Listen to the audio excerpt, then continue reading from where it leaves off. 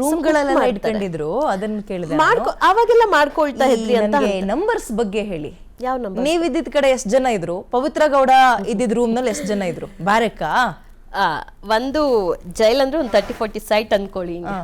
Okay, so ಕೆಳಗಡೆ ಹೋಗಿದ ತಕ್ಷಣ ನಮಗ್ ಸಿಗೋದೆ ಫಸ್ಟ್ ಒಂದು ಹಾಸ್ಪಿಟಲ್ ರೈಟ್ ಅಲ್ಲಿ, ಹಾಸ್ಪಿಟಲ್ ನೆಕ್ಸ್ಟ್ ಮೆಡಿಕಲ್. ಒಂದು ಗ್ಯಾಸ್ಟ್ರಿಕ್ ಟ್ಯಾಬ್ಲೆಟ್ ಸಿಗಲ್ಲ, ಕಾಮನ್ ಗ್ಯಾಸ್ಟ್ರಿಕ್ ಟ್ಯಾಬ್ಲೆಟ್ ಸಿಗಲ್ಲ. ಆ 3 ತಿಂಗಳು ನಾನು ಜಗಳ ಆಡಿದೆ ಗ್ಯಾಸ್ಟ್ರಿಕ್ ಟ್ಯಾಬ್ಲೆಟ್ಗೆ, ಸಿಗೋದಿಲ್ಲ. ಸುಮ್ಮನೆ ನಾಮಕವಸ್ತ್ರಿಗೆ ಹಾಸ್ಪಿಟಲ್, ಅದ್ರ ಪಕ್ಕ ಒಂದು ಟೈಲರಿಂಗ್ ಶಾಪು, ಅದೆಲ್ಲ ಕಲಿಯುವಂಥದ್ದು. ಆ್ಯಂಡ್ ಅದ್ರ ಪಕ್ಕ ಒಂದು ಅಡ್ಮಿಷನ್ ರೂಮ್, ಎಂಟ್ರೆನ್ಸ್ಗೆ ಹೋಗೋದೇ ಅಡ್ಮಿಷನ್. ನನ್ನ ಅದೇ ರೂಮಲ್ಲಿ ಸೀಮಿತ ಮಾಡಿಬಿಟ್ರು, ಮೇಲಕ್ಕೂ ಹಾಕಿಲ್ಲ ಕೆಳಕ್ಕೂ ಇಟ್ಟಿಲ್ಲ. ಬಿಕಾಸ್ ಯಾವಾಗ ನಾನು ವಾಯ್ಸ್ ರೈಸ್ ಮಾಡಿದೆ ಅಲ್ಲಿಗೆ ಸೀಮಿತ ಮಾಡಿಬಿಟ್ರು.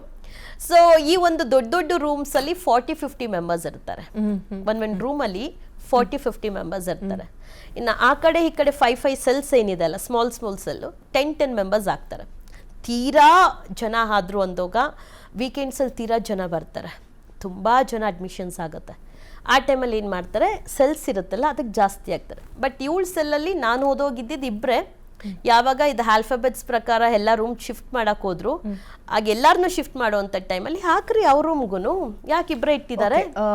ಕನಿಷ್ಠ ಒಂದೊಂದು ದೊಡ್ಡ ದೊಡ್ಡ ಹಾಲ್ಗಳಲ್ಲಿ 40 ಜನ ಇರ್ತಾ ಇದ್ರು, ಬೇರೆ ಸೆಲ್ಗಳಲ್ಲಿ 10 ಜನ ಇರ್ತಾ ಇದ್ರು. ಬಟ್ ಪವಿತ್ರ ಗೌಡಗಿದ್ದ ಅವಕಾಶ ಬರೀ ಇಬ್ರೆ, ಒಬ್ಬ ಹೆಲ್ಪರು ಪವಿತ್ರ ಗೌಡ ಇಬ್ರೆ.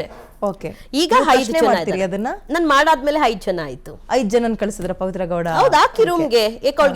ಮೇಡಮ್ ನಾನು ಕೇಳ್ತೀನಿ, DG ಅವ್ರು ಹೇಳಿದಾರೆ ಯಾರಾದ್ರೂ ಅವಳಿಗೆ ಸ್ಪೆಷಲ್ ಟ್ರೀಟ್ಮೆಂಟ್ ಕೊಡ್ಬೇಕು ಅಂತ ಹೇಳಿದಾರಾ?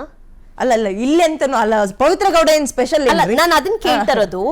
ಇವಳೇನೋ ನಾನು ಸ್ಪೆಷಲ್ ಅಂತ. ಪವಿತ್ರ ಗೌಡನ ಮತ್ತೊಬ್ರು ಕೊಲೆ ಆರೋಪಿ ಅವ್ರು ಇವಾಗ ಅಲ್ವಾ, ಮಹಿಳಾ ಆರೋಪಿ. ಶಿ ಇಸ್ ಎ VIP ಅನ್ನೋ ತರ ಟ್ರೀಟ್ ಮಾಡ್ತಾರೆ. DGP ಹೇಳಿದ್ದಾರೆ, DG ಹೇಳಿದ್ದಾರೆ. ಯಾವ DG ಹೇಳಿದ್ದಾರೆ ಮೇಡಮ್ ಅವಳಿಗೆ ಸ್ಪೆಷಲ್ ಟ್ರೀಟ್ಮೆಂಟ್ ಕೊಡಿ ಅಂತ ಹೇಳಿ? ಅವ್ರ ಪರ್ಮಿಷನ್ ಇದೆ ಅಂತೆ. ಯಾರು ಹೇಳಿದ್ದಾರೆ? ಅವ್ರ ಸೆಲೆಬ್ರಿಟಿನಾ ಇಲ್ಲ ಅವ್ರೇನ್ VIP ಅಂತ ರಾಜಕಾರಣಿಗಳಿಗೆ ಅಂತ ಸಿಗೋದಿಲ್ಲ ಅಲ್ಲಿ. ಇವ್ಳಿಗೆ ಇಷ್ಟೊಂದು ಫ್ರೀಡಮ್ ಆಗಿ ಯಾರು ಬಿಟ್ಟಿರೋದು? ಪರ್ಮಿಷನ್ ಇದೆಯಾ? ಆ ತರ ಕೊಟ್ಟಿದಾರಾ? ಇವ್ರು ಹೇಳ್ತಾರಲ್ಲ ಪರ್ಮಿಷನ್ ಕೊಟ್ಟಿದಾರ ಐಆರ್ ಆಫೀಸರ್ ಅಂತ, ಇದೆಯಾ? ಒಂದು ಸ್ವೀಟ್ ಬೇಕು ಅಂದ್ರೆ ಒಬ್ರು ಪೊಲೀಸು ಕಾಲ್ ಮಾಡಿ ಹೇಳ್ತಾರೆ, ಪವಿತ್ರ ಗೌಡ ಈ ಸ್ವೀಟ್ ತಿನ್ಬೇಕಂತ ಮೇಡಮ್ ಕೇಳ್ತಾ ಇದಾರೆ ಅಂತ ಹೇಳ್ತಾರೆ. ಅಂದ್ರೆ ಯಾರಿಗೆ ಕೇಳ್ತಾರೆ? ಯಾರಿಗೆ ಫೋನ್ ಮಾಡಿ ಹೇಳ್ತಾರೆ? ಯಾರೋ ಆಫೀಸ್ಗೆ ಫೋನ್ ಮಾಡಿ ಅಲ್ಲಿರೋ ಕಾನ್ಸ್ಟೇಬಲ್ ಹೇಳಿದ್ರು. ಓಕೆ, ಅವತ್ತು ನಂದು ಲಾಯರ್ ಎಂಟ್ರಿ ಇತ್ತು.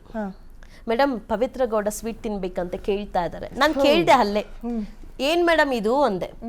ಬಿಡೋ ಕಣೋ, ಏನೋ ಬಿಡೋ ಅಂದ್ರೆ ಅಲ್ಲಿ ಕೇಸಸ್ ಮೇಲೆ ನಮ್ಗೆ ರೆಸ್ಪೆಕ್ಟ್. ಮರ್ಡರ್ ಕೇಸ್ ಅಂದ್ರೆ ರೆಸ್ಪೆಕ್ಟ್ ಜೈಲಲ್ಲಿ 100%. ಚಿಕ್ಕ ಪುಟ್ಟ ಕಳ್ತನ ಕೇರೆ ಮಾಡಲ್ಲ, ಕೇರ್ ಆಫ್ ಫುಟ್ಪಾತ್ ಕೇರೆ ಮಾಡಲ್ಲ. ಹೋಗಿ ಕಸ ಗುಡ್ಸಲಿ, ಹೋಗಿ ಅದೆತ್ತು ಇದ್ ಮಾಡೆ. ಮರ್ಡರ್ ಕೇಸ್ ಅಂದ್ರೆ ಅವ್ರ ವಾಯ್ಸ್ ದೊಡ್ಡದಾಗ ಗಟ್ಟಿಯಾಗಿತ್ತಂದ್ರೆ ಅವ್ರನ್ನ ಪ್ರಶ್ನೆನೇ ಮಾಡಲ್ಲ.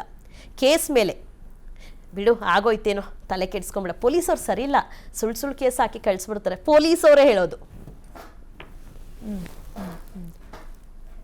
ಅಂದ್ರೆ ಕಾನೂನು ಅಂದ್ರೆ ನಾನೇ ಹೇಳ್ತೀನಿ ಮೇಡಮ್, ಕಾನೂನು ಅಂದರೆ ಭಯ ಇರಬೇಕು. ನಾನೇ ಏನು ಮಾಡ್ತಾರೆ ಅಮ್ಮಮ್ಮ ಅನ್ನೋಷ್ಟು ನಾನೇ ಥಿಂಕ್ ಮಾಡ್ತೀನಿ. ನಾನು ಮಾಡುವಂಥ ತಪ್ಪುಗಳಿಗೆ ಅದು ತಪ್ಪು ಅಂದರೆ ನಾನೇ ಹೋಗಿ ಸರೆಂಡರ್ ಆಗ್ತೀನಿ. ನನ್ನ ಒಂದು ಪರ್ಸ್ನಲ್ ಕೇಸಲ್ಲಿ ಇವಾಗ ಆಗಿದ್ದು, ನಮ್ಮದು ಜಗಳ ಆಯಿತು. ನನಗೆ ಎಲ್ಲೋ ಒಂದು ಕಡೆ ನನ್ನ ಕೊಲೆ ಮಾಡೋಕ್ಕಂತ ಪ್ರಯತ್ನ ಪಟ್ಟು ನನ್ನ ರಕ್ಷಣೆಗೆ ಸಾರ್ವಜನಿಕರು ಸಹಾಯಕ್ಕೆ ಬಂದರು. ಬಟ್ ನನಗೆ ಗೊತ್ತಿತ್ತು ಅದು FIR ಆಗತ್ತೆ, ನಾನು ಜೈಲ್ಗೆ ಹೋಗ್ತೀನಿ ಅಂತ ತುಂಬ ಚೆನ್ನಾಗಿ ಗೊತ್ತಿತ್ತು. ನಾನೇ ಲೈವಲ್ಲಿ ಹೇಳಿದ್ದೀನಿ, ನಾನೇ ಹೋಗಿ ACP ನಾರಾಯಣ ಸ್ವಾಮಿ ಇನ್ಸ್ಪೆಕ್ಟರ್ ಹತ್ರ ಅದೇನಿದೆ ಪ್ರೊಸೀಜರ್ ಮಾಡಿ ಸರ್ ಅಂತ ಹೇಳಿ ಬಂದವಳು. ತಲೆ ಮರೆಸ್ಕೊಂಡು ಹೋದವಳು ಸಂಧಿ ಅಲ್ಲ, ಕಾನೂನಿಗೆ ತಲೆ ಬಾಗ್ತೀನಿ. ಸೊ ಜೈಲು ನಿಮಗೇನು ಬುದ್ಧಿ ಅಥವಾ ಪಾಠ ಕಲಿಸಿಲ್ಲ. ಒಂದ್ ವರ್ಷ ನೀವು ಹೋಗಿ ಅಂದ್ರೂ ಹೋಗ್ತೀರಾ, ಬಿಕಾಸ್ ವ್ಯವಸ್ಥೆ ಹಂಗಿದೆ. ಒಂದು ಟ್ರಿಪ್ಪಿಗೆ ಹೋಗಿ ಬಂದಂಗಾಗುತ್ತೆ, ಒಂದು ಪಿಕ್ನಿಕ್ ಹೋದಂಗಾಗುತ್ತೆ ಅಷ್ಟೇ. ಇದು ಜೈಲಿನ ವ್ಯವಸ್ಥೆ, ನಮ್ಮ ಪರಪ್ಪನ ಅಗ್ರಹಾರ. ಹೌದು.